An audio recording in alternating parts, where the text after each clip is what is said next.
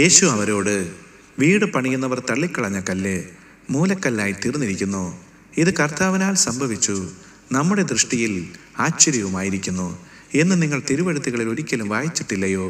അതുകൊണ്ട് ദൈവരാജ്യം നിങ്ങളുടെ പക്കൽ നിന്നെടുത്ത് അതിൻ്റെ ഫലം കൊടുക്കുന്ന ജാതിക്ക് കൊടുക്കും എന്ന് ഞാൻ നിങ്ങളോട് പറയുന്നു.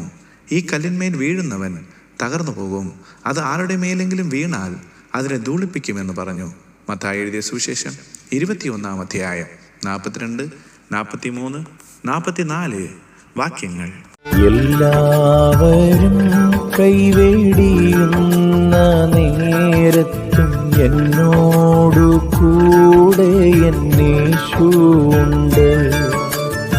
ഏതു പ്രതികൂലം വന്നാലുമെൻ താതൻ എന്നോടനുകൂലമായുണ്ടെന്നും